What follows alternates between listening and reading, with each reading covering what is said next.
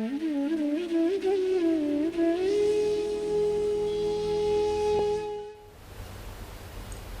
to life, it's almost like a tug of war. At one point, we are aversing change, but at the other end, we love change so much. At least speaking about myself, I can say so.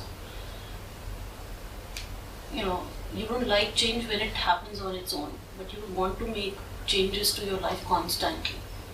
Why does this happen? Why are we so, at least if I speak for myself, why am I so eager to change things always?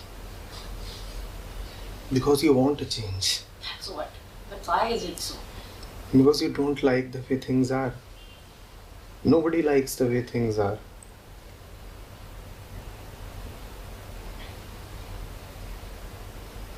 But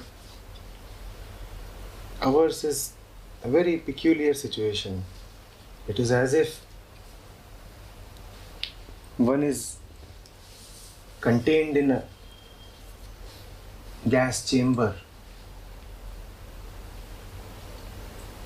A gas chamber that one was born in, raised in, educated in, cultured in, conditioned in, got married in, had kids in, has friends and society in.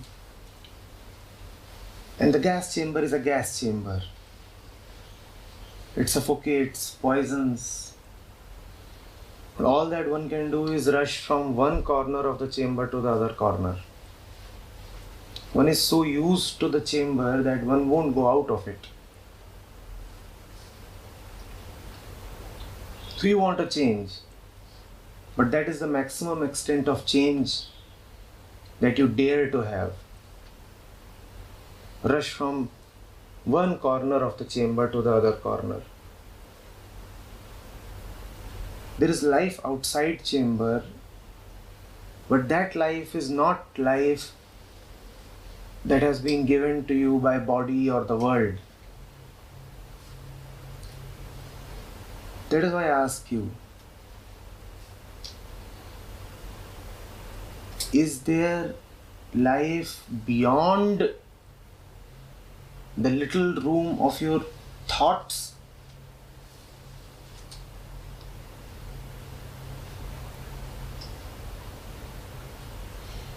All this incessant mental activity, this ceaseless thinking, is just to get that change. But thought will move within thought.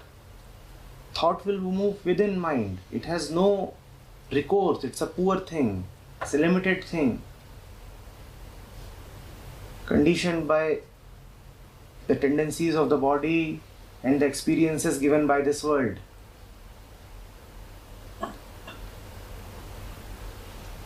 It will remain restless. It will remain suffering. But it will not leave the perceived security of these walls. It will say, I will remain within the chamber, even if I am suffocated within the chamber. What else can the poor thing do? It does not know of anything else. Thought will not and never tell you that there is a world outside the chamber. Can you know better than thought? Can you act on faith if not on knowledge? Obviously, you do not have any knowledge of what lies outside. But if you are so restless, can't you take that as a divine signal that there may be, just maybe, something outside?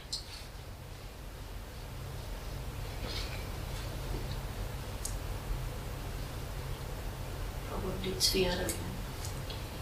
Yes, of course. Now, you have to decide which is a greater power and greater pull for you.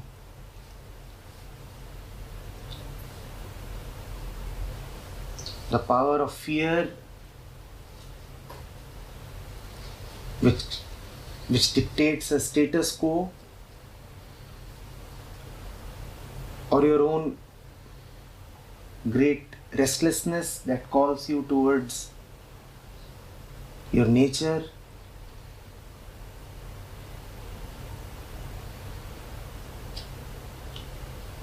You have to see which of these two wins. You have to see which of these two do you support. Sir, isn't embracing change part of trying to be true to life? Because we hold on to change because we don't want circumstances to run us, rather we run the show because we are probably comfortable. Embracing change itself is like you listening to the call of life which is taking you ahead in terms of you are adhering to the likings of it and just moving ahead. Embracing change in what sense? Things are changing every moment. What do you mean by embracing change? So I can explain only in terms of my example, which probably is very personal, might not help others, but A general kind of thing. like you like something, you've done it for quite some time, but then you don't want to excel in it in a sense that you want to reach the helm of it. You've understood the gimmicks, the tricks and trades, and you are fine. You wanted to reach somewhere, you've reached, and you've understood. That's it for me. I want something new in my life now. I've understood everything. I don't need to be at the helm because I've understood the game. And that's all about for me. There's something more which is calling me. Probably I wanted to do it always, but I never did it because then some other influences had played on me which made me do things. And then you think that I was always meant for that. And then you slowly drift towards it, though it would be too much of a stake at that point of time because you've achieved a point in your life. See, age is not that young. You cannot just play around things. I hear people come to me and say, "Ma'am, I've done engineering, but I didn't want it to do it. I did it because it's kind of graduation for me. My parents said, let me do graduation. It's almost like you're doing engineering. So then after which you can do anything you wish to do." I tell them, you are young enough, and if you really think you want to do something, just go ahead. What is stopping you? Then when it comes to me myself, I'm telling them something which I myself find is very difficult at my age. I think I've become old enough to even think of coming out and doing bizarre things. I don't know how to explain this further. But then, See, what happens is that the agency that wants to bring about change in life is the same agency that you want to change. Who is it that wants to bring about change in your life?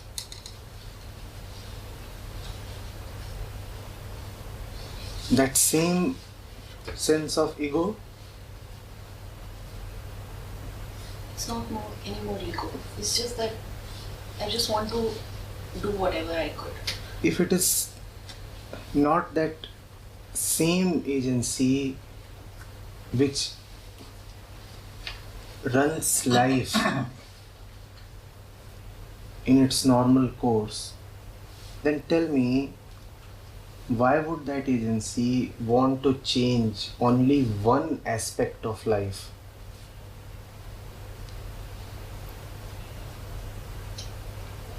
People are very keen to change jobs or houses. Whenever people talk of change, what is the change that they mean? It is a change in terms of the work that they do, the professional work. My question is,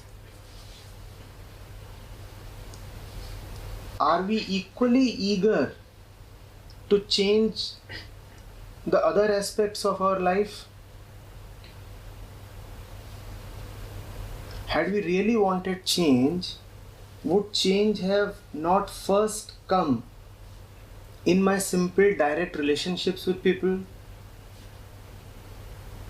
In the way I live in my house? In the way I manage my kitchen, my drawing room, my bedroom? And these are simpler changes, right? They do not even require the collaboration of others.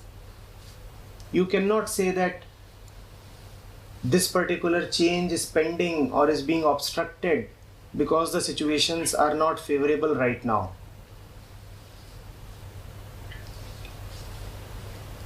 My wardrobe is a mess, and I have not been able to take care of that mess since 4 months. What prevents me from bringing about that change? That change is very much within my reach and my control, but I do not change it, do I? My body is in a mess.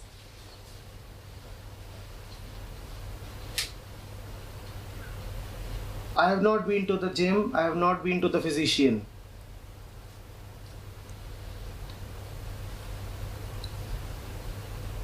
My car is in a mess.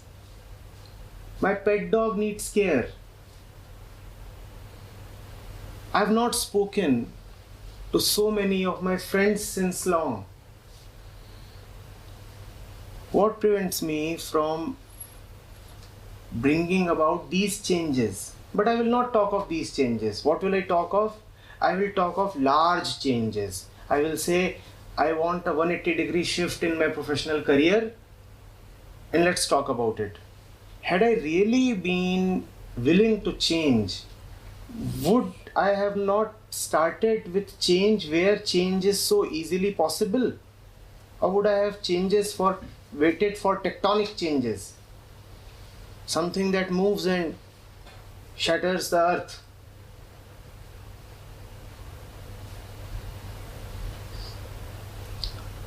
That is why I said that the agency that wants change is the same agency that roots for continuation and stands opposed to change. The one who wants change does not wait for favorable conditions. He does not talk of age or other supporting or debilitating factors. He says change is needed. I have to change this very moment. And whatever is possible this moment, it shall be done.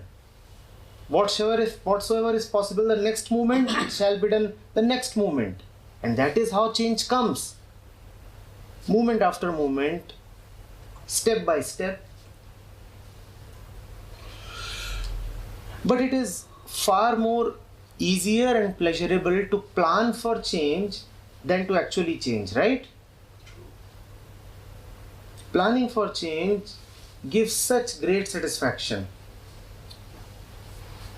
I feel I am benefiting both ways. First of all, I have the pleasure of being a change agent in my own eyes. I can tell myself, I do not accept the status quo. I am a revolutionary. I want to bring about great changes. And on the other hand, I have the hidden pleasure of not changing anything. So I maintain all my security, all my established sense of the world. Forget about cataclysmic changes. I will not allow even cosmetic changes.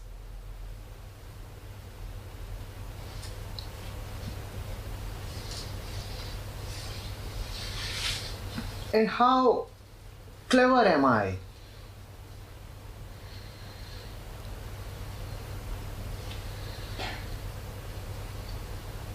I get the best of both worlds. I can talk to friends, and I can even tell myself that I'm rooting for change. It's equally frustrating as well, sir. Had it been really frustrating, then I would have done whatever I could right now. Have you ever seen a man who is gasping for breath? Have you ever seen somebody? Have you ever seen a man who's drowning in river? Do they plan for a change?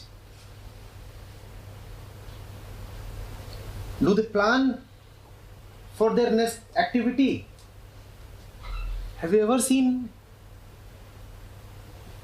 a man drown? Have you seen the restlessness in their being? For them, life is not about 2 hours later. Whatever there is there then. Call for help, throw around your limbs, try to surface. Whatever is to be done right now.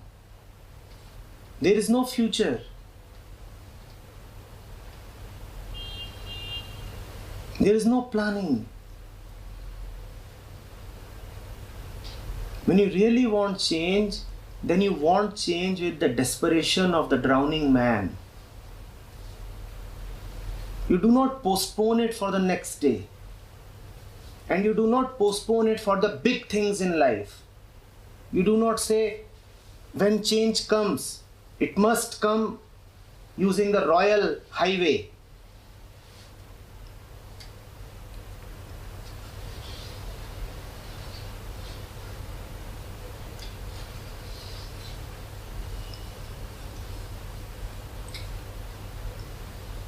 Remember, when it will come with an urgency, with an immediacy.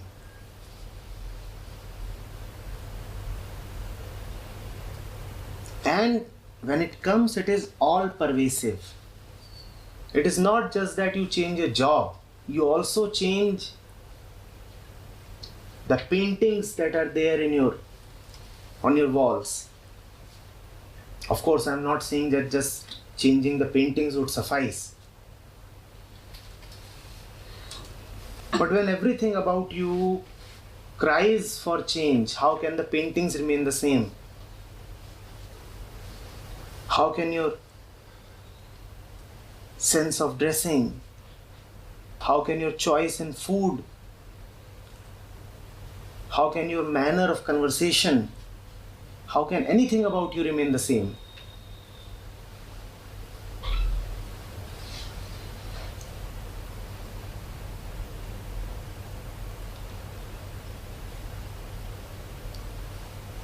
So waiting for large things to change is a very clever way to not to change anything.